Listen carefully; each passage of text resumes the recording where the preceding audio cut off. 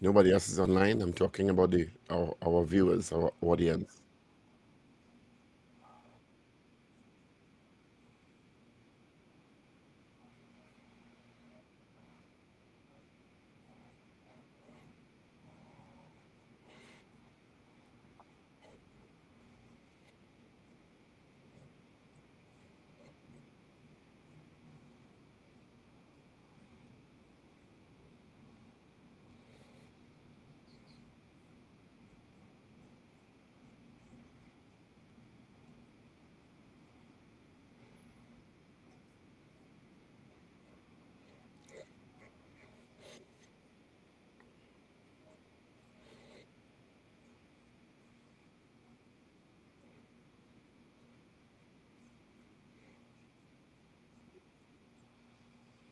Well, yeah, I forgot school is out there on Easter vacation. Oh God, thank God. That is amazing news to hear that. So happy to hear that.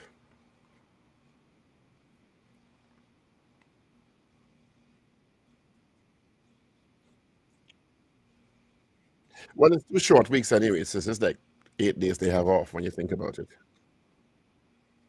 Yeah, it's holiday Friday, holiday Monday, which means it's 8 days they have off. So good morning, Trinidad and Tobago. Thank you for joining us this morning. See, we just streamed your big stomach on camera there, so please don't stand. We don't need to see your attributes clearly. You mean double by body by triples or fourples? Anyway, good morning to those of you who are listening to the Power Digital stream and also viewing us on YouTube. We're also streaming on my Facebook pages if you like, and my LinkedIn page. So you have multiple streams this morning. You have several ways to get us this morning. Good morning to you.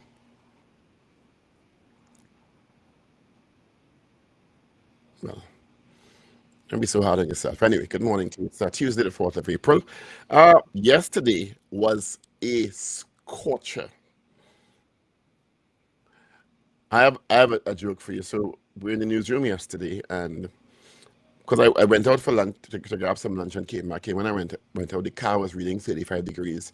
The watch was reading 35 degrees. The phone was reading 36 degrees. So we called the Met Office. Sparkle Macintosh called the Met Office to get it, because so the initial weather forecast stated we get as high as 32 degrees, right? So that's what the weather forecast from Piaco said.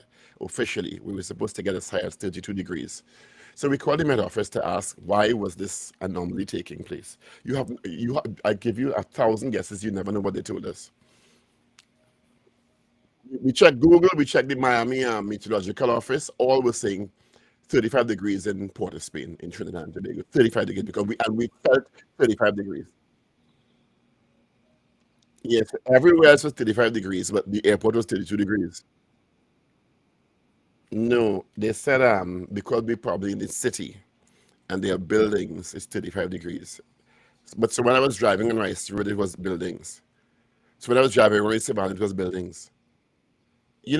I could not believe the response from the officer on duty at the Met Service.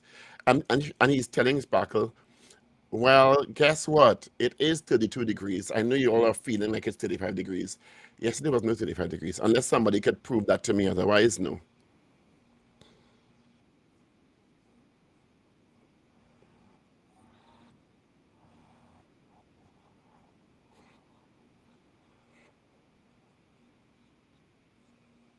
Yeah, and yes, the car thermostats or thermometers are a little off sometimes. But you cannot tell me yesterday was 32 degrees in Trinidad. In Trinidad, I don't know about Tobago.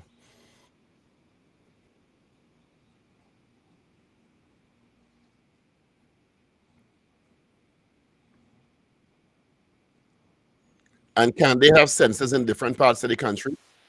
Because Queens would have a different temperature to Brooklyn, would have a different temperature to Long Island, would have a different temperature to Bronx, would have a different temperature to New Jersey in the tri-state area. Is it only we feel that we have to have one temperature reading for the entire island or two islands?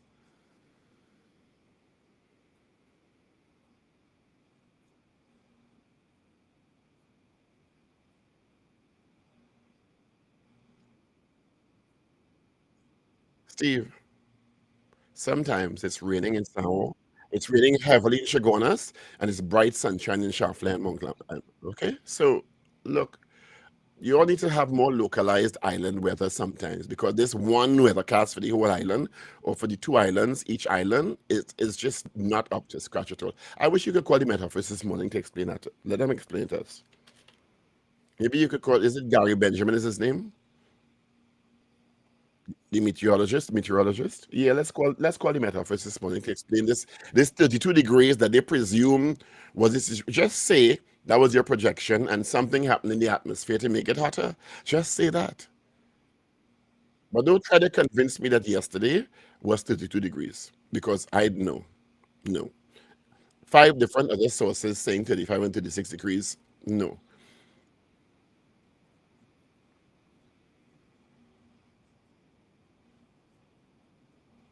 Yeah, what's that though? Why don't you call them? Call the Met Services. Let's put them on the air.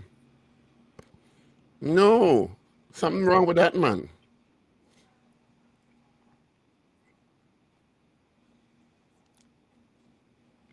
I just could not. And we sat down there and were flabbergasted by what his response. No, you all are wrong. It's 32 degrees. And he's sticking to that. So the temperature is exactly what you said it's going to be. And you're not moving from that at all. No matter what happened. It could have volcano erupting. It could have storm, a mini storm come down. No, it's 32 degrees because of you right that.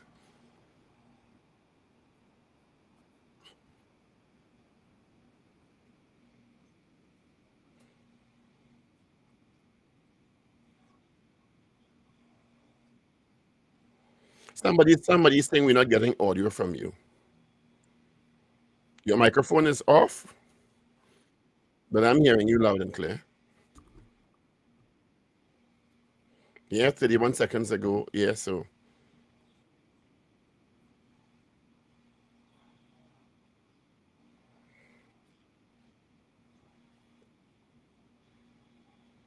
well, let me see if this helps. Yeah, I have no issues here at all.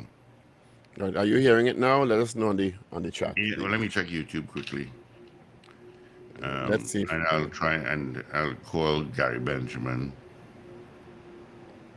yeah. Good Morning. morning, Slick Money Grip.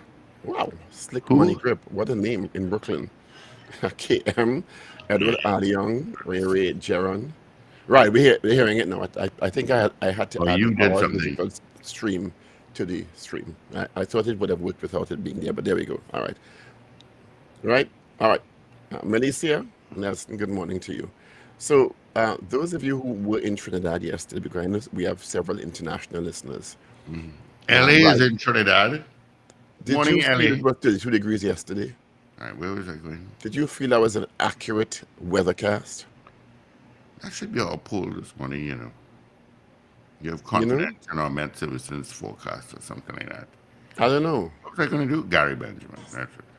Yeah, yesterday was not 32 degrees. We are not buying Ah, that boy. at all. Yes, there was a different kind of heat. Yeah, it was, Sunday that was as not well was a 32 different degrees. kind of heat as well. When you see I drink 3 bottles of water in one day, and of late I'm drinking a lot of water. So So am I. three, but I just because I was just that thirsty, you know. Anyway, right, Slick Money Grip. What a name, Slick Money Grip. My mind goes wild. Slick Money People, Grip. don't let his mind go wild. Please. Good morning, Zena. Oh my God. Oh, How are dang. you this morning? Zena must see the roll in the bed and pull over the blanket there. Anyway, it is 6:14. Really, the Prime Minister is now commenting on the tragic loss of life in Siparia. Now, how many times have we heard this before?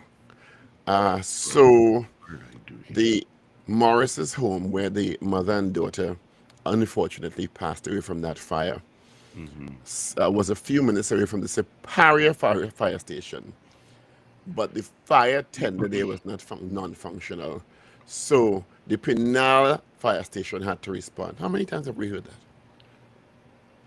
Man, I mean, I watched. why you have a fire station? And I know they're going to say it's resources and blah blah blah. But why you have a fire station if you don't make efforts to make sure the fire tenders are operational? So it just sit Hmm. down there like an ornament. I know they got a new one, a new fire truck that I think that is going to be stationed at the airport. But I've seen So you some buy fire one fire trucks truck when you're and buying fire trucks. it's a big Rosenberger. I think that's how you pronounce it, fire truck. But if you look at the different, if you look at the fire stations, the various fire stations throughout Trinidad and Tobago, and you look at, let's look at the fire trucks. I'm not even going with the equipment. They are in need of a whole fleet. Well, like I know Have it's a you seen a resources fire truck issue, shut and the down country already? doesn't have an infinite amount of money. But I'm thinking if you have a fire station, what is the use of a fire station without at least one tender that's operational? Because what the man go do? Take a taxi with bucket and go on out the fire? So I would imagine that every fire station, and I'm not saying substation, every fire station should have at least one operational tender. Is that like unreasonable? I would go at least two, But because as you I have to said take, before, it may not be a only that, resources Paul, issue. You can't. The country don't have infinite money. They're going to say we have economic challenges. But if you have a fire station, should we have at least one operational tender? okay, we could go with that.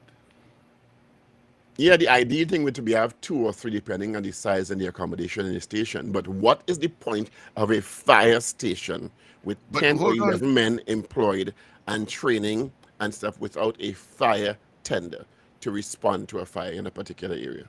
but let's dig deeper into that, Paul. How many fire hydrants are working? That's one. That one, I don't know. that's it. We don't know. That one fire truck is only carrying a maximum of 400 gallons of water. So picture a 400-gallon water tank. That's what's in the fire truck. So you have to get water.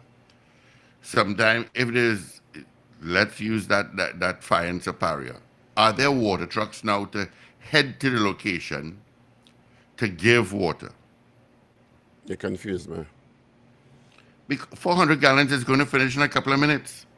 But I don't know. I'm not a fireman. I don't know how it works. No, because my buddy who was a fireman actually told me that.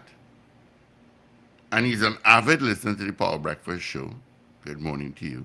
Because sometimes when there are big fires, he would message me and say it's a big fire and so on.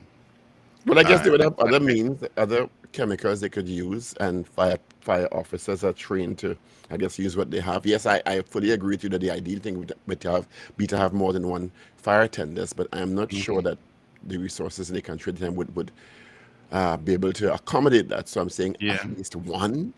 So you have a whole fire station with no tender, no operational tender. yeah. If That there's is a like fire in Matlock, Paul, that one fire truck that's parked up, that is parked up at the Toko police station, is going to take the over fire truck parked up 45. at the police station. Yes, the fire truck is parked up at the police station. Well, I do expect a fire station in And Mapplot, to be fair.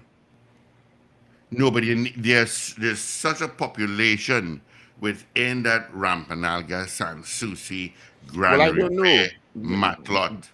Fire stations are not built everywhere. They're built strategically in a Exactly, particular area to cover more than one area. So I don't know what the exactly.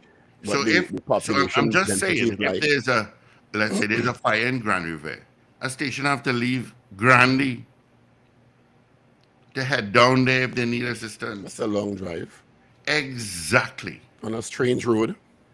and a very narrow road. I don't know. I'm just thinking that no, And this is what, we can be happy with no, a fire station with no operational tenders. exactly. It's just and that is unacceptable. So I guess now we're gonna go and fight up and see how many stations are after the fact are without tenders. Whose portfolio? I think fire falls under national security. Am I Security, right? yes, National security yes. And we talk about money being written off here and written off there, and which could be used, and lawyer fees. Don't forget lawyer and fees. lawyer fees. Lawyer fees Don't could forget lawyer outfit fees. at a minimum. Let's just say a minimum. I don't We know. can chew and Three walk and fire chew double walk at stations. the same time. It's just unfortunate. Anyway, condolences to that family who You know lost a what? mother and an 8-year-old. It is really sad. The Morris family, And it's not the 42-year-old first mother time, Paul. and child, 8-year-old child there. It's not the first time. My understanding is that they were the ones getting the others out of the house, and they got trapped and unfortunately perished in that fire. Yeah. And I want, you know, I wonder sometimes. You see, this burglar proof protects you, you know, but it's a double-edged sword, and Really, that is why you when you you prefer not to have burglar proof in this well, time? you'll get robbed. But families need to have a plan. If one, smoke detectors, smoke detectors, because that thing you're cooking, it'll go off, so you have to know. Yeah, we have, and yeah, you're right. But You know, and they're a nuisance sometimes. But I like them it's to a go off when they're cooking sometimes because it tells you they're still operational, they're working, and the yeah, batteries don't need to be changed. yeah, Yeah, exactly. Um, have a plan. If the burglar-proof gate is locked, one place for the key and do not misplace that. You open the lock, put it back where it's supposed to be. In an instant like that, it should come second nature where that key is to open it up. Everybody get out. Have a plan. Have yeah, a fire extinguisher. Every home should have a fire extinguisher in one, the kitchen, and in the bedrooms. yeah. You need to come out of the bedrooms. You have a fire extinguisher. At least get out and evacuate the house. That is what we need. We need to have a plan. Oh, Parents need yeah. to have a plan. You need to have a plan. It's Yeah, and I that's a know really tragic situation that it occurred there. is. Every room in my house, and I even told I had this convo with Ingrid actually that she should have a fire extinguisher, and not a small puny little one, a decent size in her bedroom, and one read the instructions so you know how to use it. Because in a case of that, your brain just goes haywire. Good morning, Ragabasi. Morning, Hi, good Richard. morning, guys. What's happening? I see you're still in New York. Good morning, Trinidad and Tobago. Good morning to our listeners, wherever you are. Yeah, we having a convo regarding fire They, station. they We having two apparently conversations the tender actually. in Siparia, which was ministry from the fire that took the lives of the mother and the daughter. The tender wasn't operational, so the penal fire station had to respond. By that time, the two had died, but the other family members escaped. I understand. So I was asking the question: how you have a fire station without at least one operational tender? Well, I can't even begin to answer that question. That's crazy. No. That's crazy. And that has to do with obviously logistics, maintenance, giving fire personnel what they require. And I'm sure if you speak to the fire association's president, he will go through a whole list of Do you rules have to Leo that. Ramkissoon's number? Leo, yeah. But let's try and call you. I could call Leo. I'm sure he Because will have a list. I'm trying to figure out what is the use of the station, and maybe the tender went down in the last couple of months. But wouldn't you think it's a priority to make sure there's at least one operational tender at a fire station? One would think so. Because I mean, what's the use of the station if that tender is not operational? I mean, it can't form a bucket brigade from the station to wherever it is, and it's left to get to the fire. Yep. I would imagine a standard operating procedure that all fire stations I'm talking about, because this is a building that is strategically located to cover more than one area, in a particular jurisdiction, has at least one operational tender. No, you're right. I mean, I can't think of any excuse that you would have. And not only that, you now have loss of life for a Yeah, lives, situation, lives. lives. You have loss of lives from a situation that has to deal with what is your maintenance schedule, what is your workflow in making sure that everything is operational within each fire district. Yeah. Well, I do have Mr. Leo Ramkissoon online. Good morning, Leo. How are you? Morning, Leo. Blessed morning, Steve. Blessed morning. Who's this? Paul, we have Paul Richards, you know, Hey, that guy, and then we have another R Mr. Piggy. Richard Ragobarasi. morning, Paul, and morning, Richard. How are you? Yeah, we're good. Good morning, Leo. Thanks for joining us this early this morning. You're still the president of the Fire Services Association, Fire Officers Association. Yes, I am. All right. So we're just having a discussion about this situation where we read in the news earlier that the tender, and you can correct me if I'm wrong, or if the news report is wrong, the tender at the Superior Fire Station was not functioning. So the Penal Fire Station had to respond to that fire that unfortunately took the lives of the mother and the daughter. Is that correct? Well, the only incorrect part of that is that the tender is not that the tender wasn't functioning. There is no tender there at the moment. There is no tender at that station. What does that mean? Well, the tender that is supposed to be there is not there for whatever reason. It's most likely that it's defective, or it is placed at another station, owing to the fact that the station that it's currently at, that tender that's supposed to be there is probably defective. So it is really a movement of vehicles in order to compensate for the widespread defects affecting vehicles in the fire service at this time. I was going to ask that question. How widespread is this issue? I think it is beyond acceptability, way beyond acceptability. You have at least 8 stations out of 25 this morning that are affected similarly. In other words, no truck at least 8 stations. You have at least 6 stations in this northern division that do not have a functioning fire truck and cannot respond to the public. Those would include stations such as Chagaramas, Belmont Station, Woodbrook, Santa Cruz, Mova, I think Sawa as well doesn't have a truck. 4 roads. So you have all the brunt of the responsibility falling on the other 5 stations in a bushfire season that is wreaking havoc. So That is incredible. incredible. That has to be I can't incredible. even comprehend this right now. Because you're talking about fire stations in highly urban areas. You mentioned Mova, you mentioned Woodbrook. Belmont. Correct? I mean, that is incredulous. How is that situation? How does that situation come to be? How does that situation not only come to be, but How long continue is to it exist? perpetuating? Yeah, how long is it happening now? Would you say?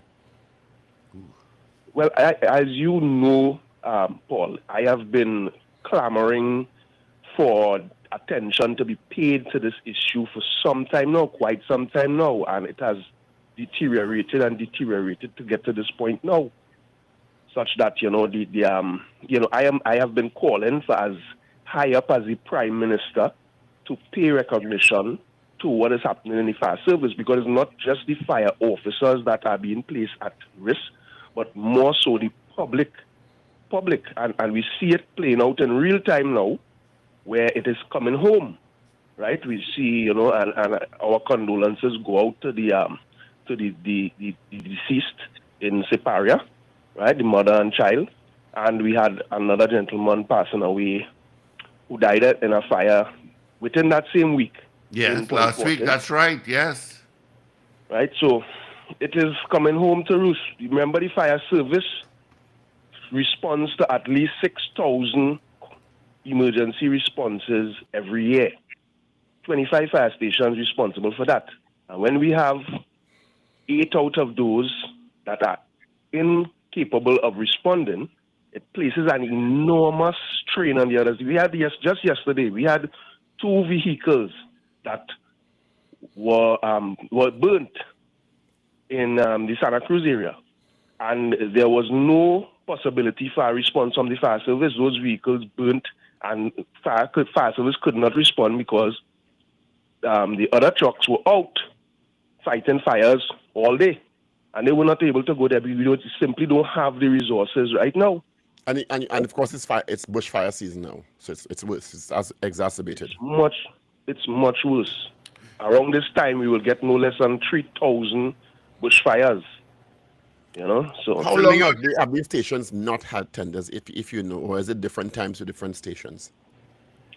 Well, Paul, listen. If you just pass down by Woodbrook Station, for example, and you look into the appliance room, Woodbrook Station, you look into the appliance room where they normally create, like a garage area that they park the truck. You look there, you may observe that it doesn't appear that a vehicle ever parked there at any time because it's been so long. I mean, there are stations like Mova that perennially they are without a vehicle, they're without a fire truck. I have been talking about this so long, and it's I not remember just that. vehicles. What's the response to the Ministry of We National are without Security? we are without breathing apparatus sets. That is another very serious issue. That's like police officers going into a gun battle without a bulletproof vest. So when you say you without the breathing apparatus, I guess for smoke inhalation protection, what does that mean? All at all or some? We have extremely limited. There are stations that have none. There are some that those stations that they have one or two. There are probably only one station that has 4 sets. Now, each truck supposed to have for the least 4 sets because you have 4 firefighters seated at the back of the truck who are the first responders. So they for the least should be outfitted with a breathing apparatus set each. I am saying that there are stations with none, some stations with 1 set. And when they are called upon to execute a rescue or to engage in close-knit firefighting to save property or life, that becomes impossible. And not just impossible, they inhale a very large volume of toxic smoke. And as we know now, in 2022, the World Health Organization has just declared the profession of firefighting to be carcinogenic, meaning that you are 3 to 4 times more likely to develop a cancer when you are a firefighter. That's just a scientific fact at this time. So the World Health Organization are advising states around the world who are signatories to take the necessary steps to protect firefighters. And what we have done in this country, quite sadly, is that we have deteriorated our service to the point that we have very little to no breathing apparatus sets available for fire officers. We have little trucks. We have problems for equipment. And, the list goes on. So your line ministry is the Ministry of National Security. And Ministry of National Security gets, if not the biggest, the second biggest budget in every given year. Why is it that the fire services are not being equipped? Because it eventually becomes an expenditure issue. Why is it that they're not being equipped with what they require? Well, Richard, let me say this, right? You know as well as I do, a budget is just that. It's really just an estimate of what you intend to spend or you plan to spend. It doesn't necessarily result in an actual allocation. That is one. The second thing is that the national security is divided into the police service, the prison service, the defense force. You're already talking the largest chunk of the national security apparatus, not inclusive of the fire service. We are the smallest. So it's competing interests involved there. And, whilst you're looking at that whole budgetary allocation, those factors in terms of actual allocations and receipts and releases and so on, those are very, very hard in coming. I continually get the complaint from the Fire Service Administration that they don't have releases to do certain things. There are certain terms and conditions that fire officers are entitled to that we simply cannot get access to, like medical and so on, medical reimbursements and that kind of thing. We can't get access to those. I can't even come to talk about those issues because, you know what, nobody cares. So I could only speak about the things that that will really, appeal to the public. That is the public's own safety. But really and truly, fire officers are performing their duties on a daily basis, in conditions that they really have every right to say, listen, I not doing anything further. I really, One of our listeners is saying, and you could respond to it, quote, I blame the fire services for not making their plight known to pressure the government to allocate resources. I blame the government for not prioritizing also. How do you respond to that you're not raising your voice enough? well, I don't know how to raise my voice again. I mean, Paul, especially on this station, we ran a program here, a paid For program years. on this station for years, right here, speaking every week. We speak. I mean, every opportunity we speak on the radio, we speak on the television. I don't know what can we do again. I mean, what else can you do? The fact is, they will always have persons out there who will say that they weren't aware and they didn't speak loud enough. But the truth is, as human beings, sometimes we don't pay attention until the thing actually affecting us. That's just the reality, and that is how it is, right? But I don't think it's a fair statement. If you go on any social media platform, if you Google Fire Service Association or Google Leo Ramkissoon, you will see a mountain of information I've been putting out there. Well, I could vouch for that. Somebody's also telling me the fire truck at Toko is parked at the police station. Why would that be? Well, that is in Toko there is no station. There is no fire station. So what the service has in place is a sort of a what they call a satellite response unit, so that it's only in needs for a fire response, because a truck coming from the nearest station, which would be in Grandy, would take very long. They have a sort of a response unit that are called out in those emergency situations, that they come and get the truck and they respond to try to do some initial firefighting while the cavalry is on its way, But I'm really shocked to hear that Leo, Sir Charles has been telling me that you've said the same thing that you're telling us now 8 years ago. Correct. Sir Charles, Sir Charles, I have to really thank Sir Charles and congratulate him, because there are times that Sir Charles would have, used his program and advocated for us even when we weren't around, and would have been speaking out on this issue and begging and pleading the government. So I don't know how people are saying that they're not aware. The fact is that, fire does not attract the same type of public passion as murder, as crimes, and some murders, and some people will be more, sensational. But to be fair, you're right. The only reason we're talking about it is because 2 lives were lost, unfortunately. Yeah. Again. Correct. Now, Leo, let's use that fire truck that's parked up in Toko for a minute. How much water that truck would carry? That is a very small vehicle, really. It wouldn't carry more than 1,000 liters of water. And that would last what, 4 minutes? Depending on how you use it, yeah, it wouldn't last very long at all. That's something very small. So even if the fire truck, the tender was operational at Siparia, how long would that size, what size fire truck would that be generally, in a general sense? And how long would one truck be able to operate in terms of trying to extinguish a fire? Well, you see, it depends. It depends on how the crew uses the water as well, and it depends on several factors. Well, how severe, or how much fire spread is involved, and the need for extinguishing. In other words, if you have persons to be rescued, you're going to use water more. You use a larger volume of water because you need to get to that person, and that takes priority.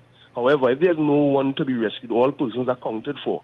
Knowing that you have a limited supply of water, you would then try to, conserve the water while engaging in firefighting. So your priority is to prevent fire spreading.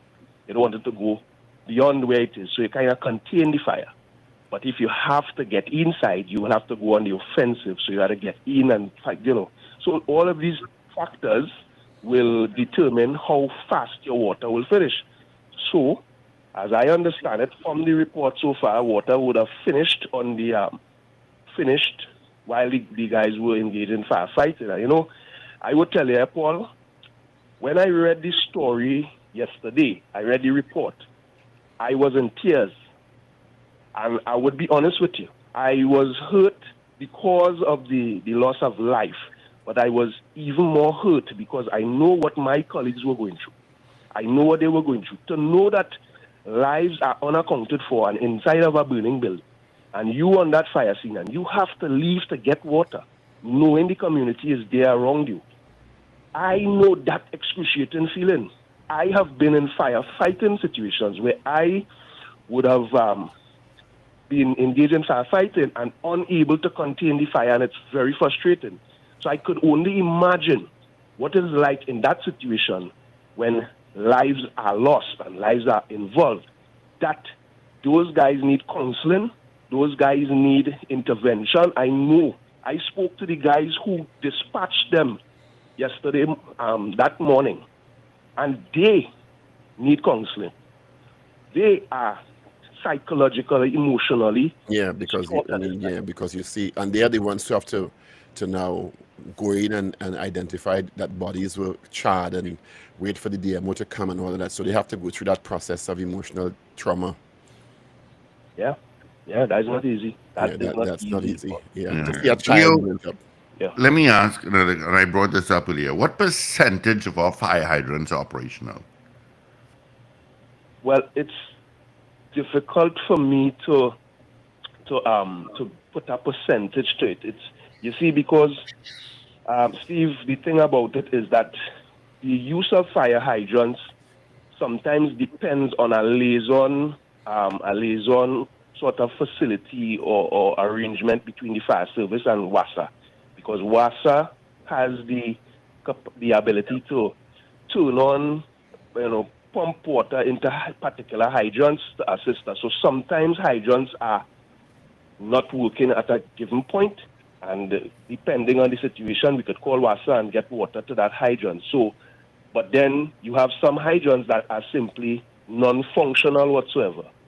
And I think that the fire service has, by and large, relied on tanks, large tankers and bringing its own supply of water and so on. So hydrants, you would find, are really used to replenish tanks, replenish the fire trucks and so on when water is done. But in actual firefighting situations, I can't say that hydrants are usually an immediate source of water on a scene. You understand what I'm saying?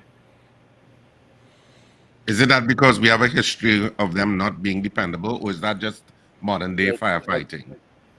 Like everything else in this country, I guess, sad to say, but just as the fire trucks are in a very dilapidated state, the stations and so on are in a dilapidated state, we find that hydrants, I think it's the maintenance of hydrants is less than adequate.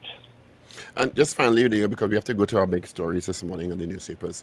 When last have you met with the Minister of National Security to talk about these issues, and what's the response been the last time you spoke? Well, we held a retirement function in January of this year. We honored about 70 officers who retired from the service over the last 2 years. And we were fortunate that the minister took up our invitation for him to attend, and we used it as an opportunity to highlight these very issues I'm talking about. I spoke at length in that function, and the minister was very much apprised of these issues and others. So in coming out of that, we actually have a meeting scheduled with the permanent secretary in the Ministry of National Security tomorrow, a long incoming meeting, and those are the issues we have been discussing. We have been discussing these issues with the minister and the permanent secretary for some time, but what we're receiving, as usual, is an intention to work on it and a promise and here and there. But the issue most of the times is that they are called away on issues of immigration, issues of policing, issues of general crime and other Ministry of National Security issues. So fire service usually kind of takes a back burner. But I always remind people that in Haiti, for example, it's the fire service that had to respond to the last earthquake in 2010. And in 1 hour, 300,000 people sadly perished. And it was the fire service who had to, mitigate. And I'm saying that we are charged as the fire service to deal with large-scale disasters, rescues, and so on. And it's not a good idea for any country to ignore and, sort of reject its fire service and not pay enough attention, because in a moment, things could happen, and you would need to be prepared, and it's a fire service that is charged with that responsibility. All right, Leo. Thank you so much for being with us, man. Leo, boy, Yes, thank you, Leo. thank you. Yeah. All the best Yeah. to you. Leo Thanks for having me. Ramkissoon, Yeah, the man. president No of the problem. Fire Officers Oh, Association. wait, 1 second. Leo, is still there?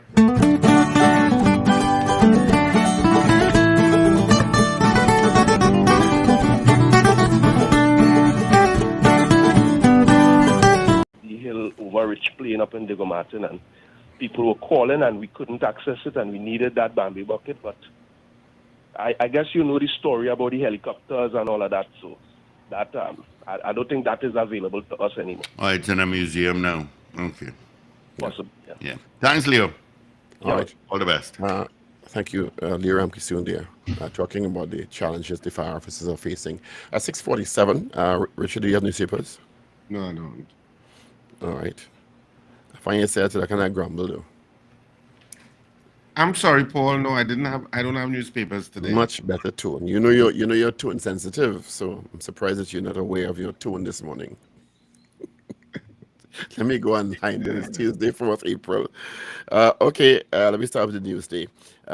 For today, the 4th of April, UA students hit protesting campus staff, stole the talks, not our fault. Family feud over award-winning bakery in Canby. Twin-City businessman robbed of 3 guns and US $5,000. Anita Haynes, ministry feeding vulnerable students. Synonym, I received no compensation for land. 2 men gunned down in separate incidents. Man jailed for 2 years in connection with $5 robbery in Couva. And Nelson KC Benefit says another deferral ordered for fine payments. Let's move now to the Express Online for today. Fire, fury, and heartache. The husband of Kemba Morris is laying blame for her death and that of their 8-year-old daughter on incompetence of first responders and authorities. Rowley, another painful day for us all. Deadline extended. 13 children's homes have been given an extension of 3 months to get their act together before government makes a proclamation preventing all unlicensed homes to be closed. Homemade shotgun and over $0.4 million in marijuana seized. Fined $10,000 for gun and ammo. And mom and daughter die in fire. It's the story dominating most of the newspapers today with that tragic situation. Let's move now to The Guardian, which always takes a while to load. I don't know why. All right. Expert wants tech for subjects taught in Form 1. That's clinical traumatologist Hanif Benjamin. PM pained by loss of mom and daughter in Superior fire. Government minister's nephew held with ammo faces more charges today. Apparently he allegedly threatened the officers. War of words over property erupts between Synonym and Mark. Attorney raises concerns over repatriation efforts. THU members launch new party today. Interesting. Trini-born U.S. citizen gets 20 years for joining Islamic State group. Former Mayor MP Leon Pravat has died. Condolences to his family. And TNTech extends opening hours. So those are trending stories in your Express, Guardian, and Newsday. I don't have a question in mind. It could be something related to the just now, Paul. I don't know what I did wrong. Your connection is gone. I don't know why. Anyway, it's 6:50. Something related to that tragic story. Should government prioritize giving resources to the fire services, based on what Leo Ramkissoon has told us? Yeah. But Should the government prioritize giving resources? See, to this, 8 out of 25 fire stations have no operational tender at this time. unbelievable. That's, I mean, including Mova, Belmont, and Woodbrook, among others, he said, which is really shocking. So the question this morning is, should government prioritize resources to the fire services? Yeah, sorry about that. I don't know what I clicked. Yeah. So that's our question this morning. All right. Well, let me give you the results of our poll from yesterday, where we asked you, do you agree with Minister Fitzgerald Hines that porn and violent movies are contributing to our crime problems? A lot of votes on this one, and it is close. 52%, 52 said yes. Said it was close. All right, this morning's poll, once again, you'll give us a call at 222-8255.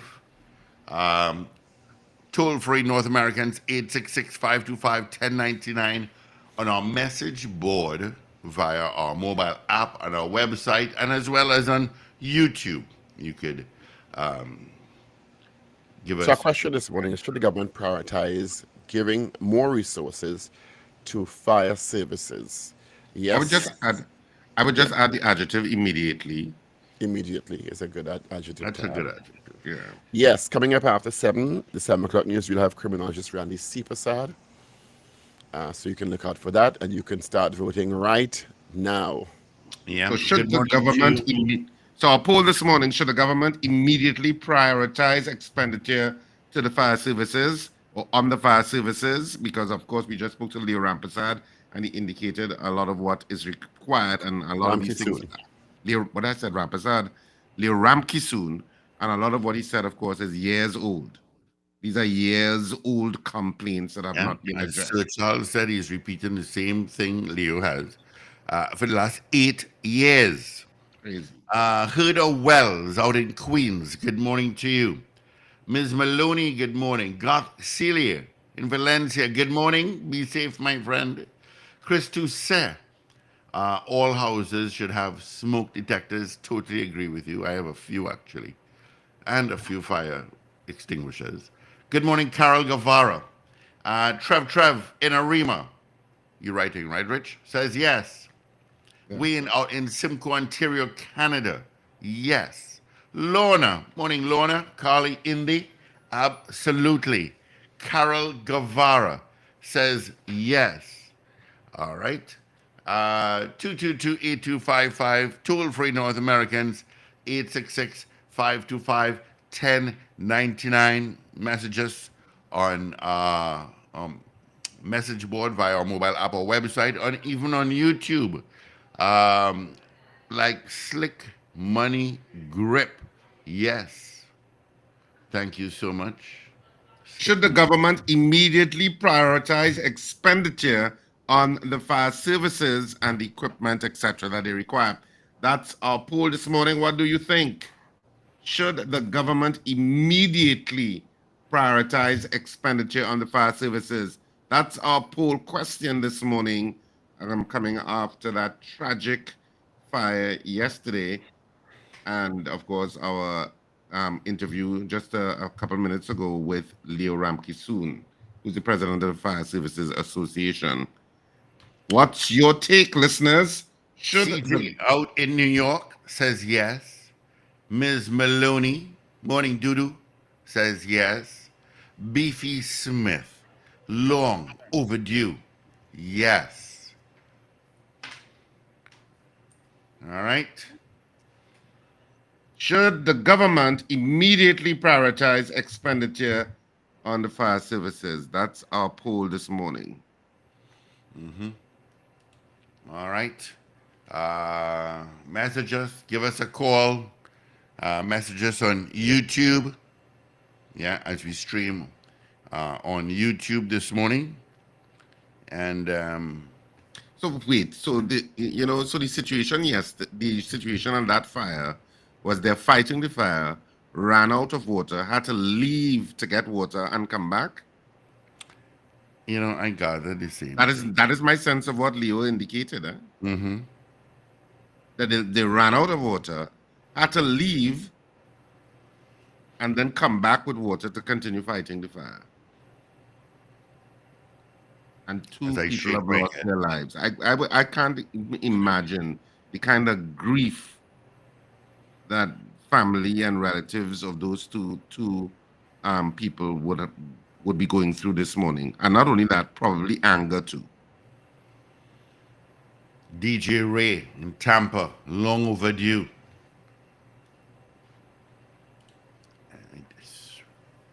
Should the government immediately prioritize expenditure on the fire services? That's our question this morning. Sherry, yes, without a doubt. We're also taking your calls, 222 Talk, 222-8255. North Americans, 866-525-1099. People on the web and the app, well, you know what you do and you're doing it. But 222 Talk, 222-8255. North Americans, toll free at 866-525-1099. We're also taking your calls on this. Should the government immediately prioritize expenditure to the fire services? That's our poll question this morning. So there will be a lot of blame going around, and there'll be a lot of blame being thrown not only the Oh, fire yes. services but at the government in terms of resources out of that fire and those deaths. BCC, long time BCC, says yes. But he says personal responsibility also must be made to be at the forefront. That is also correct. A lot of people have a ton of electrical outlets into one extension cord. I've seen that. That's a fire hazard. All that contributes. Chris Toussaint says no. The government should look at the overall national security apparatus. Police have problems, ambulance has problems, and fire has problems. The And ambulances which help. also, yes, Ambulances help. ambulances help. But also falling under the Ministry of National Security is also lifeguards. Because when I visited Maracas a couple of weekends ago, I was appalled by the lack of towers and the lack of personnel for both Maracas and Tyrico. Ken E says a big yes from me. Thank you, Ken E. All right, send us a message. Give us a call, 222-8255. Toll free, North Americans, 866-525-1099. That's our number Should the directly. government immediately prioritize expenditure on the fire services? That's our poll this morning. That is our poll. What says you? Should the government immediately prioritize expenditure on the fire services? And of course, if you're now joining us, that connects to the tragic deaths of two people. I think it's a mother and a daughter. The daughter was 8 years old. 8 years old. And first of all, there's no working tender in the area.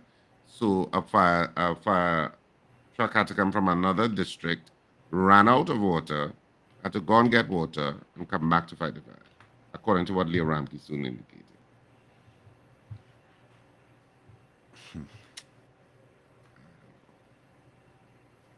Unbelievable.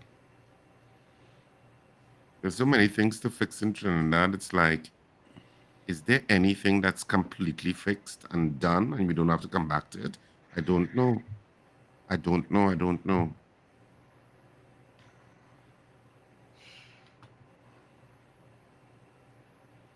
I really don't know.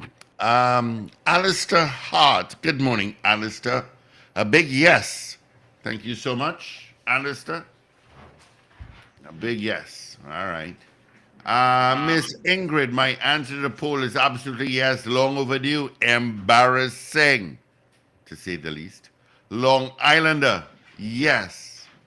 Miss Ingrid also says it's heartbreaking. It is indeed.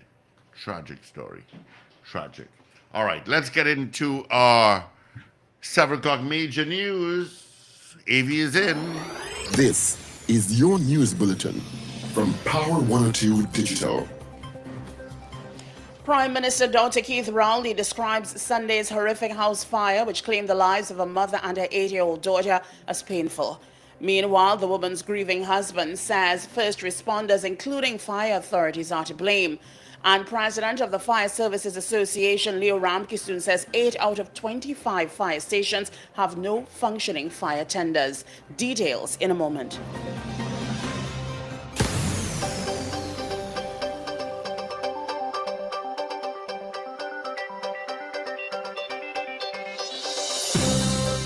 This is news to 7 o'clock on Power 102 Digital. I'm Avril Sintil-Bab. Good morning. Prime Minister Dr. Keith Rowley has described Sunday's horrific house fire, which claimed the lives of 42-year-old Kemba Morris and her 8-year-old daughter Zaya, as painful. In a statement released via the office of the Prime Minister, Dr. Rowley said his heart went out to the family and pledged to continue to improve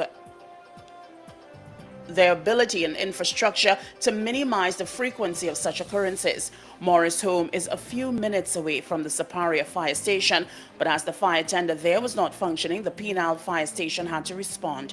The Prime Minister also said citizens should review their construction designs to allow for escape in an emergency. Kemba Morris' husband is blaming the deaths of his wife and her 8-year-old daughter squarely on the shoulders of first responders and the fire authorities, whose quote-unquote incompetence, he said, significantly contributed to the tragedy. The mother and daughter died on Sunday when they were trapped behind the burglar proofing of their burning house in Siparia. Her husband was not at the house when the fire broke out at around 5:15 a.m. on Sunday. His wife had alerted her sister and 2 older children to the blaze and ensured that they had made it out of the building safely. She had remained inside the burning home in a bid to save little Zaya. However, fire officers found the bodies of mother and daughter huddled together inside the kitchen. At the time of the fire, there was no functioning fire tenders at the nearby Siparia fire station. Officers from the Penal fire station later responded to the call. Residents then said it had taken approximately 40 minutes before firefighters arrived on the scene. Meanwhile, President of the Fire Services Association, Leo Ramkissoon, says 8 out of 25 fire stations have no functioning fire tenders, including Mova, Belmont, and Woodbrook. This is concerning, given that Ramkissoon says that officers respond to some 6,000 reports every year. He also revealed that there is a shortage of breathing apparatus, putting officers at risk for smoke inhalation in dangerous situations. Information from the UN states that fire officers are 3 times more likely to be diagnosed with cancer. The government minister's nephew, who was held with ammunition at the weekend, faces more charges stemming from the circumstances around his arrest. The 31-year-old man, who was caught with armor-piercing bullets, has been slapped with additional charges stemming from alleged threats to the lives of 2 police officers. The suspect attempted to run away after he was stopped during a roadblock, but was apprehended within minutes. Officers allegedly found ammunition in his pockets and subsequently searched his homes, where they allegedly found a magazine, a suppressor or silencer, and more ammunition. The 13 children's homes that failed to meet the state's March 31st deadline now have a 3-month extension to get licensed.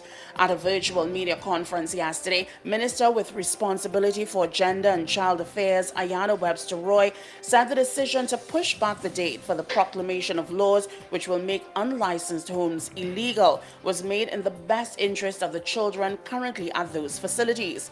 Webster Roy explained that 13 of the 37 children's homes in operation are still unregistered, as they did not get their documents in time, and closing them down last Friday would have displaced 214 children. Moreover, the minister said that it would have been unfair to uproot those children from a familiar environment. You are listening to news on Power 102 Digital to 7 o'clock. Political analyst Rishi Maharaj is hoping other sectors of the economy step up their contribution to national development. Mr. Maharaj commended local establishments which have been targeting markets within the region and internationally to do business. Speaking on the Power Breakfast Show and Power 102 Digital on Monday, Mr. Maharaj said heavy reliance on the energy sector can have serious consequences, as in a downturn, the situation can become very troubling. Mr. Maharaj said when other sectors make a substantial contribution to economic growth, this will result in meaningful and sustained strides for the country. I know for many decades we have been reliant on oil and gas, and we know the fluidity and the volatility of that market, is good news for us, obviously, because we're still an energy producer in methanol and ammonia, natural gas, oil. So obviously, but the volatility in that market means that you want other markets or other sectors of the economy to uptick, to balance off. So when those days go by, that we still have a level of foreign currency and foreign exchange coming in. So I think it's always good for the manufacturing sector and the manufacturing, side of the economy to begin to pick up. Well, finally, here's weather news for the period today until midnight. Trinidad and Tobago, mostly sunny, hazy, and breezy conditions are expected, despite a few cloudy patches at times with occasional showers. Tonight will be fair but hazy, with a few showers likely after midnight. Please note a moderate concentration of Saharan dust is present. Persons who are sensitive to these changes in air quality are being advised to take the necessary precautions. Look out for a forecast maximum temperature of 33 degrees Celsius at Piarco International Airport and 31 degrees Celsius at Crown Point in Tobago. Currently, the temperature is 27 degrees Celsius at both localities. Recapping your headlines to 7 o'clock, Prime Minister Dr. Keith Rowley describes Sunday's horrific house fire, which claimed the lives of a mother and her 8-year-old daughter, as painful. Meanwhile, the woman's grieving husband says first responders, including fire authorities, are to blame.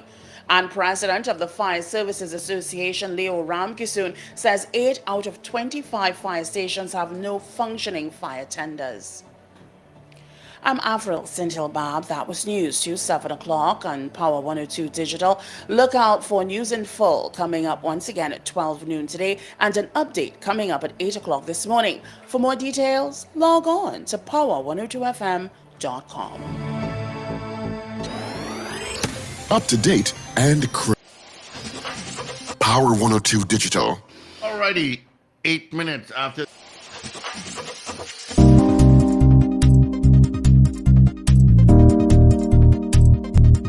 Right, Avril? Right. Morning, Avril. You wouldn't want to know what we're laughing at in the studio here at all. You should hear what she said about you. That's all right.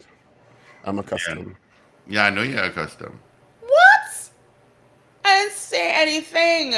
As if you would really say, yes, I said No, I something. did this. No, it's a thing that I usually do, Paul, because of my sinus, and I didn't realize he was gonna put on on your button one time, so it kind of coincided. What, you're spreading of diseases? That's what you're doing? Paula, you have a wonderful day today. Same I to you, trust that darling. you will not be hungry for breakfast this morning. No, I'm good this morning. Thank you. Exactly, which is why I realized you can play yourself. Yeah, have a wonderful day, my dear. All right. Beautiful creature, you. Yeah, good morning, Avi. Have a great Hi, day. honey. You too, Richard. It's so good to hear you. When the voice pick up with Richard, she ain't time with him. Have a wonderful day. Because Richard is not disrespectful and rude. All right. Richard, have a fantastic day today. I don't know if You you have too, these you too. votes already. Alistair Hard says a yes. Barry White says yes. Leslie Ann Thomas says yes. You have those already? And we had Alistair Hart. Leah Payne Figaro said yes. Glendon Phillips said yes. Emmanuel said yes. Topper said yes. All right. So our poll this morning was, should the government immediately prioritize expenditure on the fire services? We had 23 people voting in the allotted time. Of the 23 people, 22 of you said yes. One person said no. Of course, you can continue to vote on this poll throughout the day, through all programming, and we'll give you the final results tomorrow morning, which will be Wednesday in this wonderfully short week. Lovely. Got one accident to tell you about. It's just by McCoy area on the Churchill Roosevelt Highway. It is westbound, and that's going to create some traffic because you got traffic from just off the Piarco um, because of that accident. And in Barrattari and Port of Spain, and that's pretty much where I've got some issues this morning. Rivulet Road is a bit heavy if you're heading to Point Lisa, Vancouver. And that's it. Gotta love when there's no school. All right, gentlemen. All right, welcome back. It's Tuesday morning. Let's welcome our guest, Dr. Randy Seepersad, or is it Professor Seepersad? Good morning, Doctor. Professor Seepersad. Good morning. Pleasure to be with you. Yes. Thank you for being Morning. with us this morning. We appreciate you taking the time to be with us this morning. Of course, Dr. Seepersad is a criminologist. Am I correct? Yes, you are. I serve as head of the criminology department at UWI. All right, well, lots to talk about with you this morning. This is the perfect person to talk from an academic perspective on the burgeoning crime situation we've seen in Trinidad and Tobago. Yesterday, I was telling my colleagues here that Minister Hines is academically correct, that there are studies that show that exposure to violent movies and also porn can, in some instances, elicit antisocial behaviors. Your perspective? He's quite correct. There's a lot of research that comes from the social learning perspective that actually shows that. And the environment is absolutely filled with these things. You'd very rarely find a movie or TV show that's successful that doesn't have a lot of violence. But of course, that's just one aspect of it. In the bigger picture of things, there are a lot of factors that could actually lead to violence and crime, not just the viewing of violent TV shows. So that's just one of many factors that really need to be considered.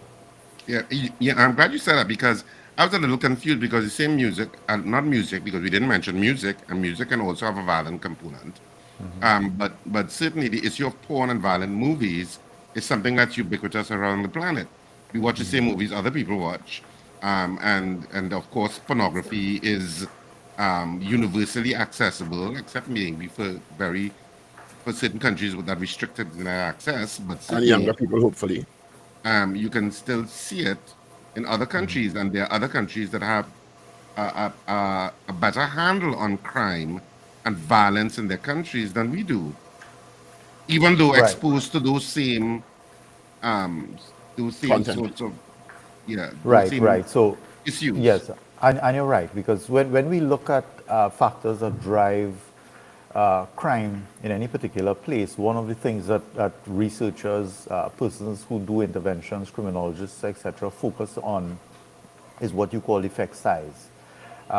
Different factors have different effect sizes or different levels of impact on criminogenic behavior. So there are some types of factors which actually have much more of an effect. Let's say problems in the family, let's say unemployment levels, things like that. So when you're designing an intervention, one of the very first things that you do is you examine the range of risk factors that have an impact on the outcome of interest, whether it's drug use, delinquency, gang involvement, or what have you. And you run statistical modeling, multivariate statistical modeling, to determine the effect sizes. And really, in a sense, you put your money on those with the strongest effect sizes. So you pick those at the very, very top. And it usually may not be that, music or television programming comes out at the very top. It would be other types of things that really come out at the top. How much would you factor? And I do know there are studies done in Trinidad and Tobago to support this. I guess it's a proposal I'm positing. The issue of social inequity. You mentioned unemployment a while ago, which is clearly one of the factors driving some of the criminogenic behavior. But what about the widening gap between the haves and the have-nots and the closing of the middle class? Right, so that's actually a very big one there. There was a very comprehensive study that was done in 2012, in fact, in 7 Caribbean countries, Trinidad and Tobago being one of them. And that was one of the factors that came out way up at the top. What we found is that countries with a lot of social exclusion, in which you have certain pockets or certain communities that are isolated from the rest of the country, you tend to find that there are inequities that exist, not just economic inequities, but other types of social inequities that What do you mean by exist. isolated? Socially isolated, not spatially isolated, but excluded in a sense. So if we take some of our communities, let's say in the East Port of Spain area, and I don't want to call any names to stigmatize any communities, but we have a sense of where they are. You find that the youths in those communities don't have equal access to education, they don't have equal access to jobs, etc. If they, for instance, put an address, a certain address, on a CV and they apply for a job, people automatically will say, you know, these people are dangerous. So the ironic thing is, it sets up a cycle of labeling, a self-fulfilling prophecy cycle, in that you think a particular group of people might be dangerous. As a result, the society discriminates against them. They have inequitable access to the types to employment, to resources, social services, etc., that would allow for upward social mobility. And because of that inequitable access, they engage in crime to a higher degree. But then the society takes this as evidence that yes, these people are really dangerous. And society retracts even more and pulls back, and the inequity widens. And so it's like a vicious cycle where the society socially excludes a particular group of people, and it deepens their engagement in crime simply as a means to survive. And I'm not absolving at all the engagement of anybody in crime, but I'm saying that that's quite how it works very But one of the often. sociological factors, Dr. Sipasad, that has been documented in other jurisdictions is I think they've called it the Robin Hood paradigm, where when society as a whole marginalizes particular groups or areas, they invent or they absorb their own moral code to respond to society's treatment of them over a sustained period. You're right, and in criminology, that we call that subcultural theories. So we say that when you have a particular group of people who are isolated, they develop new norms, new values, new ways of behavior that are accepted within their particular group. And unfortunately, quite often, those values and norms could involve accepting violent behavior. So it's accepted, it's rewarded, it's encouraged, and it's a subcultural value system that is very, very different from that of the society at large. And people are socialized when they are born into an environment like that. They socialize into that form of being and behavior, which is quite different from the society at large. And then it becomes a very difficult thing to get rid of. And then we see the rise of what has now come to be described as, and I'm using the word very carefully, community leaders who become cult heroes in some areas, and in some instances they're involved in crime, but they are lauded and iconized in these areas because they help the area. Although it be from proceeds of crime, but they help people in the area. And you're right. And the problem with that, and a lot of the criminological literature shows that when these people arise, and they will arise, it makes the situation much more difficult, because they are the ones that are seen as providing the resources for the community. And the sad thing is, we've seen it in Trinidad and Tobago over successive governments, is that millions of dollars of government funding have actually been channeled through these so-called community leaders. And when you do that, these people become larger than life. If you recall, in not too long ago, the extradition of Dudas Cook in Jamaica, if you remember, a lot of people were killed. Community members rose up to protect him, despite the fact that he was a known drug lord, despite the fact that the US government wanted to extradite him to the United States for trial. And people protected him, because at the end of the day, he was the one protecting them in the community and providing resources when no one else would. So in situations like that, you have what is often termed state capture, where the administration and the leadership and the governance of a particular place really falls on the hand of somebody else other than a legal representative of the government, meaning one of these community leaders or one of these gang leaders. And that is the de facto leader in the community. And when people like that become very entrenched, the system of governance, the social structure, everything in the community really is that the women fancy of a person like that. And that's a very, very dangerous situation because that's a situation that quite often operates outside of the parameters of the legal system. And you have an entire community being run in a particular way by a particular person. And it's But then very, how very these dangerous. people I'm also just see the legal system seeming to fail people from the lower socioeconomic groups, and they have a perception, right or wrong, that the higher ups, people with money, people with resources, can escape the legal system for serious crimes. Well, maybe it's more than a perception.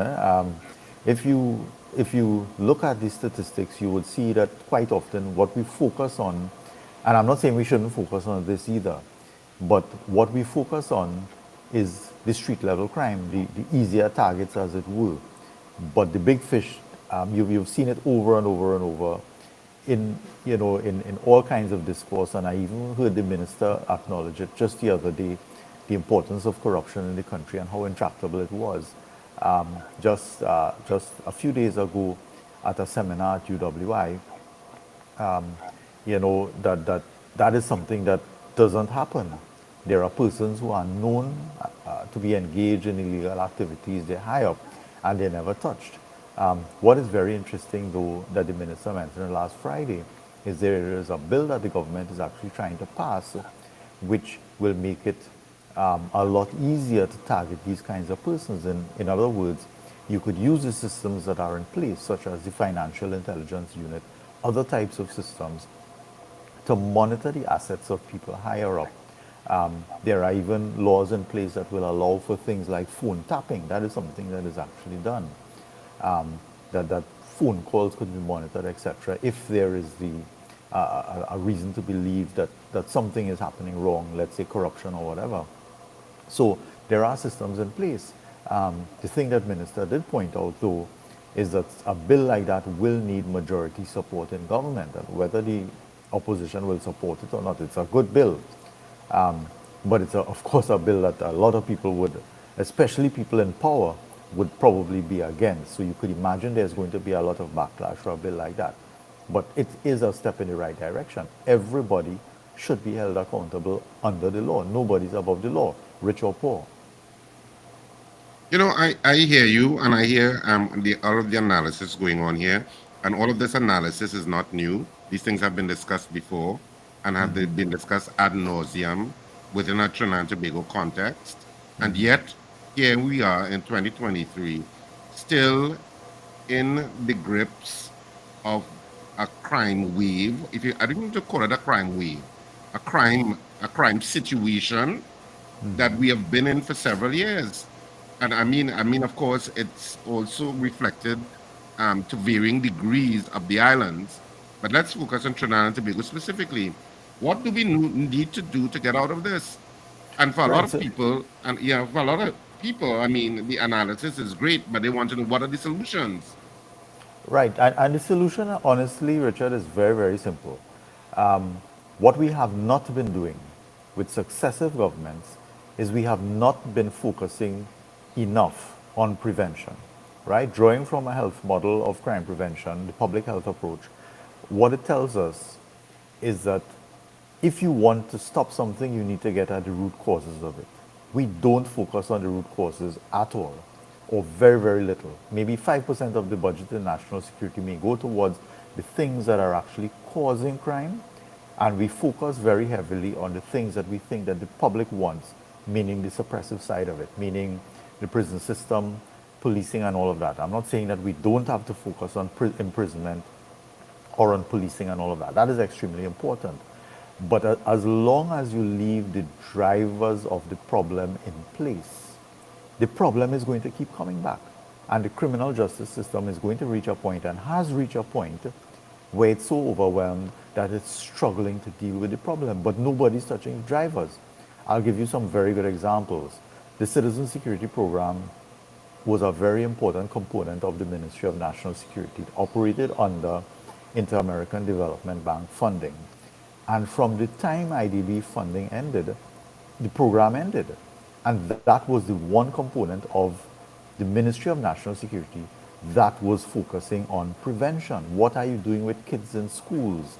to build values, to build morals, to build attitudes that engender a population that is less likely to engage in crime and violence? What are you doing at the broad national level that is getting at the problems in communities and the problems in families and all of these kinds of things, in economic inequities that you spoke about, the things that are driving the problem in the first place? So if you want, and I will use a medical analogy here, if you leave all the things that cause heart attack in place, eventually the heart attack will come.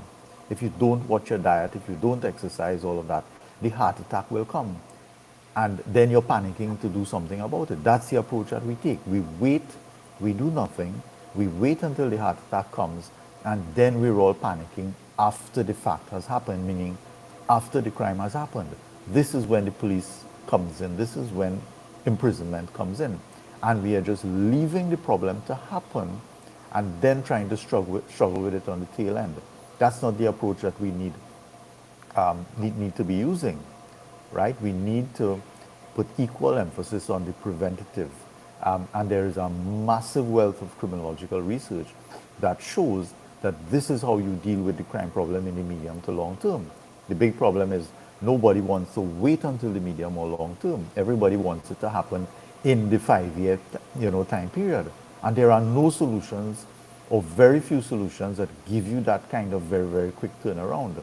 We have to think in the long And term I'm to glad you medium term. mentioned that, Dr. C. Prasad, because one of the issues we face in this country is a very contentious political environment, antagonistic political environment. And we have to ask ourselves, because we're seeing a similar situation in the US in terms of the confrontational politics that we're seeing.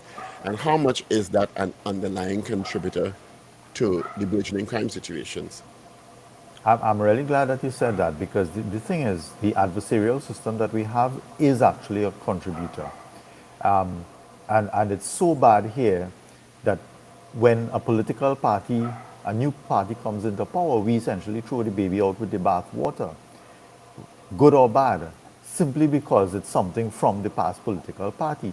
So there is a very, very little continuity, right? A new party comes in power, all of the top brass is simply fired. Give you a good example. I'm not casting any aspersions or blaming any party, because this is not unique to any political party. Last time around, last election, everybody in the SSA, the Strategic Service Agency, at least the people at the top, were all fired. Now, the SSA is one of our top intelligence agencies. That's equivalent to, if you change a president in the United States, you fire all the top people in the CIA and the FBI. Now, imagine doing something like that. They're doing a lot of work, they have intelligence information, and you fire all the top people straight across the board. What do you do to a country? You really cripple its intelligence infrastructure. So it's like hitting the reset button every single time. And not only do we do that when a political party changes across the ministries, but we do it in terms of policies on an ongoing basis. Instead of seeing policies for the merits that they have and the strengths and weaknesses and making them work, really what we do is we simply oppose good or bad.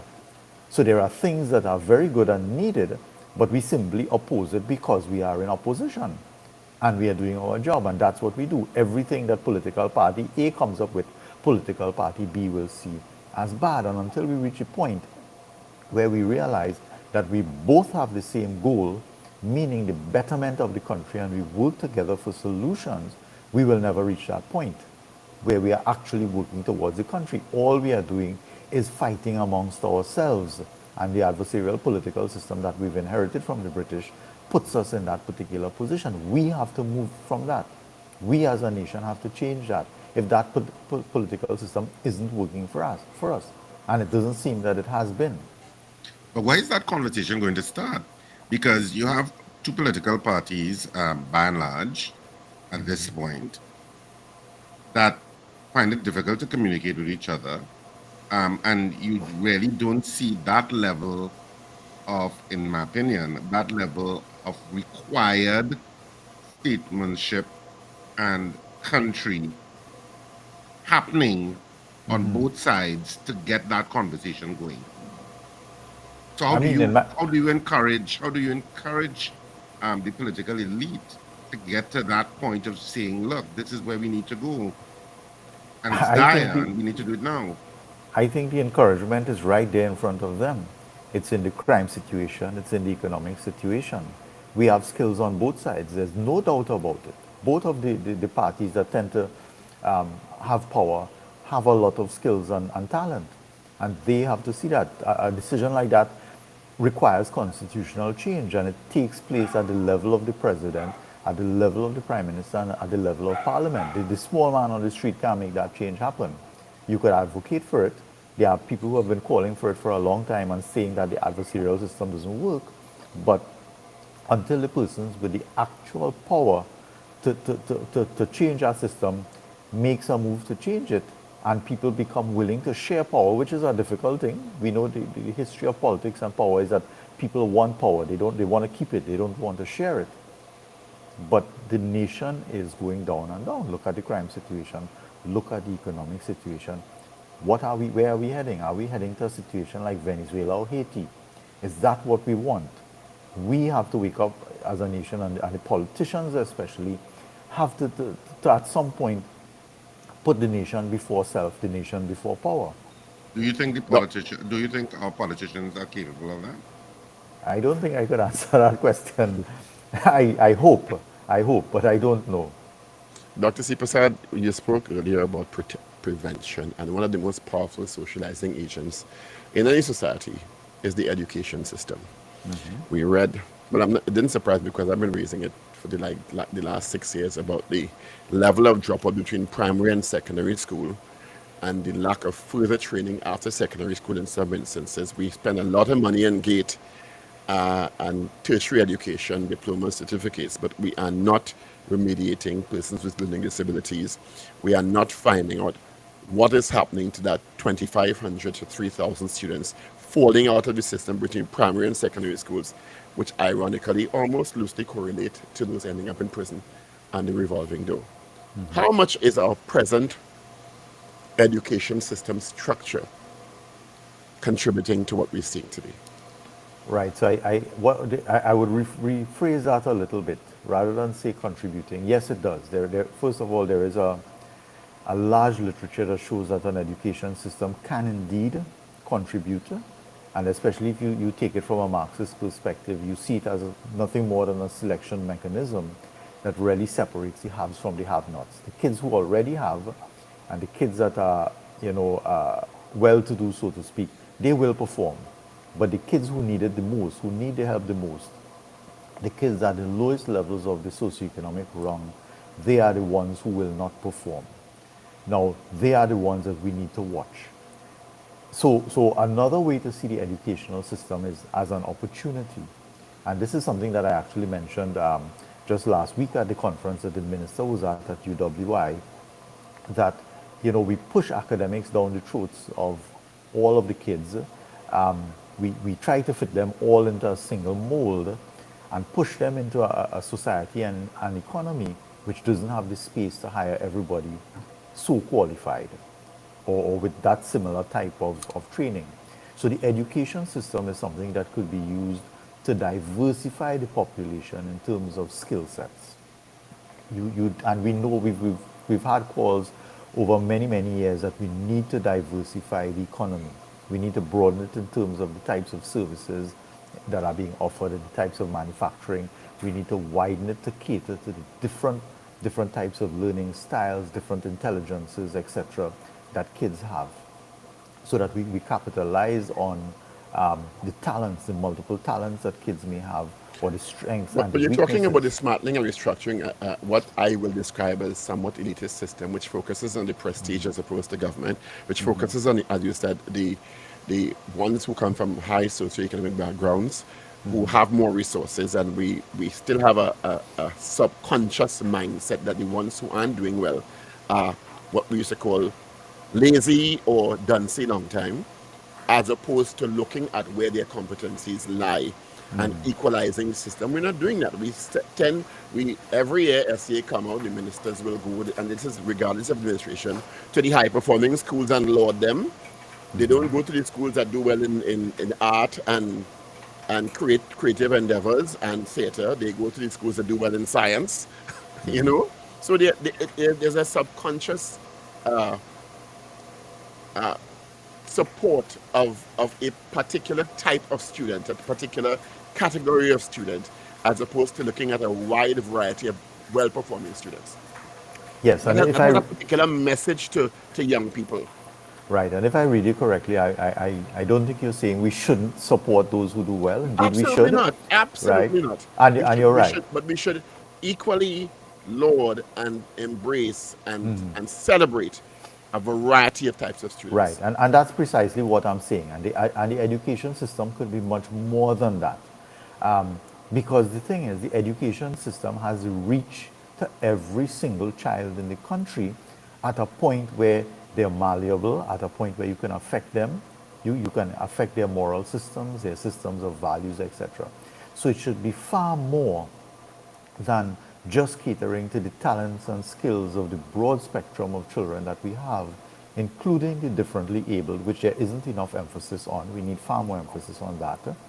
But capturing those who fall by the wayside. We need to make deliberate efforts because they too have talents and skills. We have to find a system or create the means where opportunities exist for these persons as well. Because if you let them fall by the wayside, they are the ones who unfortunately will end up being the future drug addicts, the future criminals. And this is part of the reason that we have a society that is in so much problem, that we neglect a certain proportion of the people who pass through the education system. And that is the system that will capture these people. So we broaden it, but not only that, we put things into the curriculum that really build that civic-minded society that we want. So it's more than just catering to the diverse needs and learning styles of the population. The education system has a very, very broad function. In fact, in my mind, a mandate to ensure the civility of a particular population. It's not just about maths or chemistry or physics. It's about building a nation and building a population. And I don't think we fully do that at all. We don't see that as a deliberate part of what the education system should or could be doing. That would involve dramatically changing, if I'm accepting what both of you are saying, that will involve dramatically changing how the current curriculum is currently constructed to make it much more, I suppose, diverse and entrepreneurial and all of those things mixed into one, and not just focus on the rote academics that we tend to do right now, Let me just which add in, to that, Richard, just before you continue, and also putting the resources in the diverse areas. Yes. yeah, and but that's something that any administration should be able to do. To And me, it seems less dif- difficult than constitutional change. it is less difficult, and we don't have to reinvent the wheel. The things are there already. This is something that's being done in other parts of the world. And I'll give you a simple example. Let's take something like the GREAT program, Gang Resistance Through Education and Training. This is something we need. It's an entire curriculum that is developed and that has been implemented very successfully in some parts of the world, where you have communities where youths have a higher likelihood of joining gangs. You put it into the curriculum, so it gives youths the skills to resist joining gangs. And that is something that we need. So it's fully developed with a curriculum, with lessons, lesson plans, etc. So it's just a matter of putting it into the curriculum of the Ministry of Education. And there are things like this that just abound in the world around us. We don't have to go and build these things from the ground up anymore. We might have to adjust them and tweak them to suit the local context, yes. But we don't have to reinvent the wheel. It's just to have the vision to bring it into our But we curriculum. also have Dr. Sipasat to have continuity, as you said, because that is just a different version of citizen security that was working here, that was discontinued. No, I agree. You must have continuity. You must have dialogue, and I'm assuming you're referring to continuity in terms of when political shifts take place, Exactly, elections and all precisely. that. You must. You can't be, really what we try to do is we try to, outperform each other. right? And I can't help but wonder when I look over the years, how the curriculum, if we take school as an example, every government may want to outperform the other, and you keep adding and adding and adding things to the curriculum. So it seems that it's very robust, it's very academic, but you're moving in a direction that we already know that the economy can't handle. Students are coming out of the universities and they cannot get jobs. You're pushing all the students down this one single mold, and they can't even get jobs when they come out, and they have to leave the country and go abroad. That's brain drain. All the resources that we put into play and the best of the best that we are able to produce, they leave, they get up and leave because they have no options. What are we doing to our nation when that's what our education system is producing? One of our listeners, viewers on YouTube is KM has made a comment. The cadet program in the schools was an excellent initiative with respect to building positive skills and values in children. Unfortunately, it's been floundering. So like Girl Guides, cadets, things like that pervaded long ago that gave children in their extracurricular time positive training in a different way, because the education system is not just schools alone. Sometimes we don't realize that, Yes. you know. Yeah, no, that is so excellent. That is such a good comment, and it's a simple little comment, but it builds so much. I mean, I remember when I went to Naparima College, I was in the Scouts, I think, from Form 1 to 5, and it is something, you learn so many values. It builds character, it builds survival skills, the kind of camaraderie that you had, the social development that took place.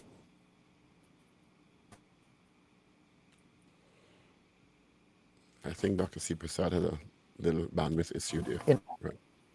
less fortunate, or doing a cleanup campaign on a beach, or teaching that kind of social responsibility. Some schools do it in different ways now. For example, Naparima Girls High School, each child there is mandated to do a certain amount of hours of community service, before they reach Form 5. So some schools still try it, but it has really fallen by the wayside because the academics, and I'm not hitting the academics here, but I'm saying it has taken so much precedence that it has displaced everything else. So you come out of the system, you know a lot about chemistry and physics and all these things, but you don't have the simple skill to Social do skills. something practical. And I'll give you an example. And this I will not call a name, but this literally happened the other day. I had a friend. He has a PhD, got a flat tire, and didn't know how to change a tire. And I'm thinking, but you have a PhD. It's four nuts to take out, jack up the car, 4 nuts to take out to switch a tire, and you couldn't. You don't know how to change a tire. And I'm asking myself, wow, imagine that. Basic life That skills. basic life skills. Yeah, the kids don't have it. Dr. Ramkissoon, are you willing to take some calls from our audience? I am. All right. The other issue I wanted to focus on is our prison system, and we have a policy about rehabilitation. And the phone lines are open for those of you who want to Yeah, to 222 interact. talk, 222-8255. North Americans 866-525-1099. You can call in at this point. 222 talk. We have high recidivism rates because if you've ever been to Port of Spain prison and Golden Grove, and I have, I don't know have as how well. you could have any rehabilitation and somebody spending 15, 17 years on remand awaiting trial. One, angry with the system after that, and in those conditions. And then you have at the library and tell me that you have a rehabilitation program in place.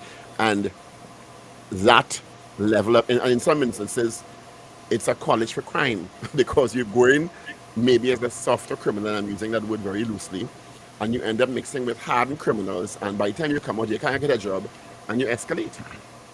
No, you're absolutely right, and I'm glad that you raised that point. Now, let me tell you, first and foremost, it's not because of a lack of will on the part of the prison system. I've known successive commissioners of prison very well, and it's not that they don't want to provide rehabilitation services, it's that they simply do not have the funding. It appears that successive governments have seen the prison as simply a human dumping ground. Once you lock up the people and once you keep them there, that the prison is serving its function. But that couldn't be further from the truth. You talk about a prison being a university for crime. If that's the way you see a prison, it will be a university for crime. You will come in a criminal, you will leave a better and more committed criminal. In some right? instances, you have not been found guilty of any crime, you're on remand. Yes, yes, and I'm not, I'm making it very clear. The will is there to change the system on the part of the administration of the prison service. Just 2 weeks ago, I was in a conversation with one of the deputy commissioners of prison, and they were asking us to develop, and we are in process of doing it, uh, a, a, an assessment instrument for remanded inmates, so that you can assess them, you can determine what their criminogenic needs are, and that you can develop rehabilitation programs tailored to the needs of individuals. So we at the University of the West Indies are actually helping the prison system at no cost to the prison system, to develop a system that provides guidance in terms of rehabilitation needs of remanded inmates. So the prison system does recognize that. And the prison system, they have approached us for different things, and we have, gotten the funding and tried to get the things done for the prison system. That's The excellent. problem, yeah, and UWI is always very, very happy to do that as a corporate citizen. But the thing is, despite the goodwill and the ideas being there at the administrative level in the prison system, they simply do not have the funding. They get the barest minimum. They're struggling to even feed their prisoners. And when they operate in an environment that is so strapped for resources, there is just no fat to do these extra things. And that's the sad reality. When All right. national security and education get the highest allocations in budgetary allocations every year, I think we have a call. Yeah, we do. Good morning, caller. Good morning. Good morning. Good morning. Morning, yes. I'm listening very attentively, but apparently I'm not hearing about the role of the parent, because apparently there are children in homes who actually run the homes, not the parents. And I am saying, if school children drop out of school, what is the role of the parent? Is the parent okay with that? I just like the criminologist to touch on the role and functions of the parent. I'm only hearing about government and government and government. But at the end of the day, the government cannot go inside somebody's home and regulate what happens. Yeah, I'll respond to that. Caller, you're completely correct.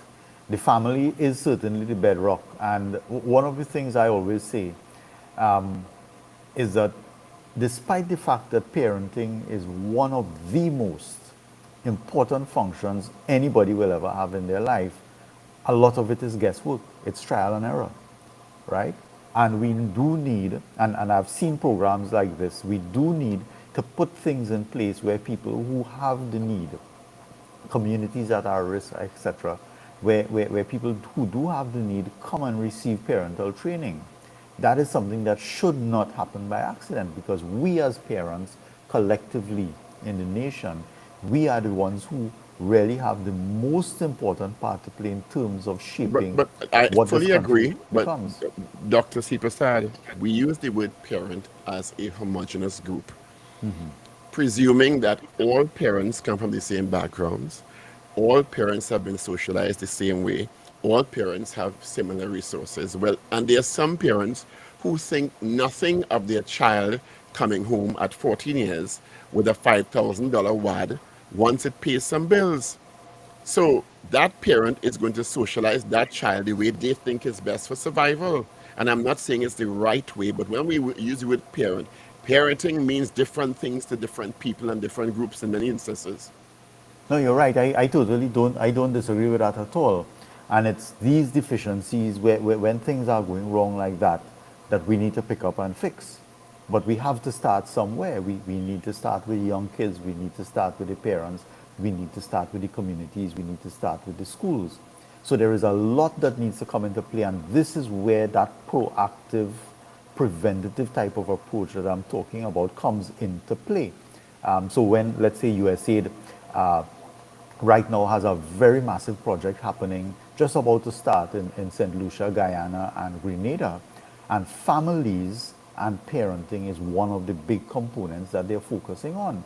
So they are going to put things in place, to offer a range of skills to parents and identify parents and invite them in, especially parents who have kids who are deemed at risk, and they're using, of course, measurement instruments to identify the kids who are at risk. and bring the parents into the program. So these things don't happen by accident. You have to put the things in place. You have to properly target it to those communities and parents who need it the most. You have to make it attractive. You have to do the outreach and the media campaigns to let people know of the benefit of it, and even in some cases provide incentives for parents to come to these kinds of things, so you expose them to types of things that allow them to do the kind of parenting that they need to be doing. This may seem like a strange You do have question, Randy, but what place does diet affect criminal behavior? Well, it's not so much diet. The direction that the criminological literature will take you, when if you look at it from a physiological standpoint, is more in terms of developmental deficits that would come out as a result of exposure to teratogens, for instance. Let's say maternal drug use, maternal consumption of alcohol while a fetus is developing, or exposure to certain toxins when a child is growing up, etc. This is where the criminological literature takes you. Of course, I have no doubt that diet itself will affect school performance. If you're going to school hungry, you can't concentrate and all of that, you're definitely not going to perform. So diet will play a role, but it probably isn't, as big a role as exposure, let's say, to something like toxins when you're growing up and it affects brain development. all right. We do have a call online. Good morning, caller. Good morning, gentlemen. Morning. Thanks for holding. Morning. Yes, Morning, Mr. Man. regarding the political situation, we collectively we are not ready to move past first past post. People get really excited about being in command of resources, and they really feel there's little spitefulness and so on to play off now. So we have that bit of nuttiness still in our political environment, and that does not lend itself to any progress ahead of where we are. In fact, we might continue to regress. Now, regarding the criminal activity, I think that we are failing, not just criminal activity, the whole mess that we're in. We are failing to provide people with skills for employment. You can't get somebody to do this, you can't get them to do that. They want $400 a day, and they come when they want, they go when they want. You see that kind of thing?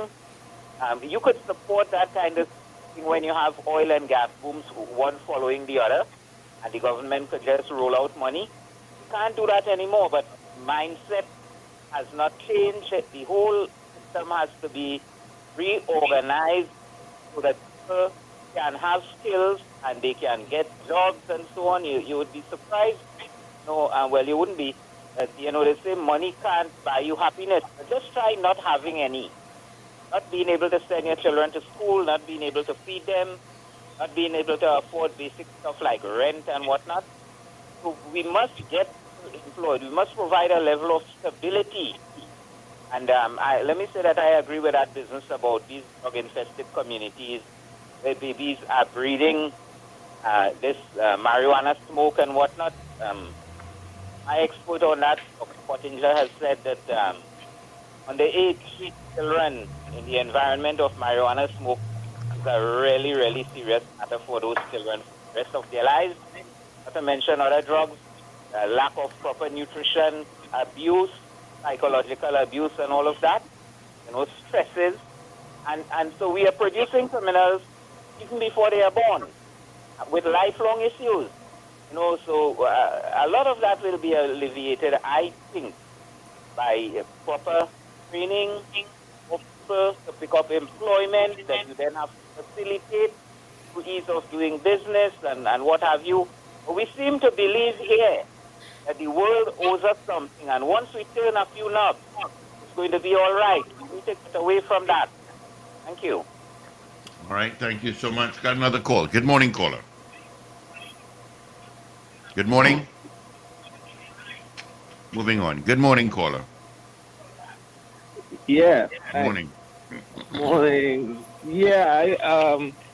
This idea that skill sets and everything that we all think, but we not looking to develop the the well-being of a child, safe spaces where a child could feel develop good, strong self-esteem. Because people feel just getting a job. So what's what white collar crime? All these white collar crime are people who are come from some of the best schools and they have degrees and stuff like that. So this idea that jobs will bring people things, I don't. Crime is a psychosocial imbalance where somebody who, when you trace it back, you see within them traits from young and identifying it from young and getting them out of those things so they have so critical thinking, strong self-esteem, how to show love, empathy, and all these other things are things that make people not, I don't say either become, you know, how to how to manage their lives in a way that it doesn't become negative or self-harming to themselves or to the people around them. And I think that is thing. So safe spaces and how we create young people. This thing about yes, and you need to go in this thing about the parents, and we have to look at the parents. Yes, the state needs to go into the homes, and we need to make policies that. That's why we have social workers, and that's why we have counselors, and we have all these things, and we need to read. Yes, I agree with you, Richard. We need to fringe the curriculum, the education, dismantle it, bring spaces that foster love. Our school system, our children are growing up in spaces that create antagonism and discord, and we need to create harmonious thing. And children that grow up, there's this song that they sing about a child brought up in things gets self confidence. A child brought up this way becomes this thing, grow up in. So but if we bring children up, and then we create a sociopathic space. Yeah. How much, That's you what we know, have you're now. bringing up some things there, Dean, because, at times we have discussed the issue of crime prevention through environmental design, CPED, which is something that I know some countries have tried. And human beings are emotional creatures. We function on the basis, a lot of the times, of emotion, and everything affects our emotion. Food affects our emotion, movies affects our emotion. Movies are tailored to affect us emotionally, else we will think it's a bad movie. We want to be moved, we want to be thrilled, we want to be fearful because it's a horror, we want to be in love because it's a romance. um, Plays, theater, do all of that. It functions on emotion. Spaces affect us emotionally. So that if you go to a place that's dilapidated, you have an emotional response. If you go to a place that's pristine and beautiful and warm, we have an emotional response. How much is that affecting in terms of our school environment, because all that is part of your emotional response to how a school looks, how that environment is tailored. How does that fit in addition to the spaces where we have people living and their emotional responses to where they live? How much does that contribute to that kind of criminal behavior that we're talking about? Because there is something called crime prevention through environmental design. There is a whole study on that, which I'm sure Randy must know about. Yes, yes, that's actually a big field in criminology, and you're right, there is a lot of research that shows that the built environment, whether in terms of its ability to affect you emotionally and your mental state, or whether in terms of how secure or not secure it is, can contribute to crime. So, for instance, if you're talking about the security of the environment, things like burglar proofing, lighting, visibility, access, lines of sight, etc., etc. That's one dimension of it, and the other dimension you talk about really relates to the emotional side of it, because your mental state, as human beings, the mental state that we're in, whether we're depressed, we're happy, we're elated, whatever it is, it affects how we engage. And so, if you're in a mental state that is prone to, responding to a particular situation in an aggressive way, or you're in a mental state that lends itself to that, you find that sometimes simple things can lead to altercations, which sometimes could become very serious or even fatal, and that is unfortunate. So definitely you're spot on that environments can really be conducive to criminal offending, and therefore that whole field in criminology called SEPTED, which really deals with changing the built environment so that it becomes less conducive to criminal offending. Dr. C. Prasad, it's 8 o'clock. We're out of time. Thank you so much. We'd love to have you back on a semi-regular basis to discuss in more detail. My some of the- pleasure. My we- pleasure. I think the conversation is important to move it past. He did, I did, you did, I did more. And we spinning top and going around in circles. Thank you so much. Totally. Thank you so much. My pleasure. Take care, right. gentlemen. Bye-bye. Thank you so much, Dr. Ramkissoon. All the best to you. Be safe. Dr. And C. you too. Prasad. C. Prasad. Yeah. All right. Dr. Andy C. Prasad, head of the criminology department at UEC in Augustine campus. Yeah, very busy man as well. All right, let's get into 8 o'clock news brief. Avrils and Hilbab is in. This is your news bulletin from Power 102 Digital.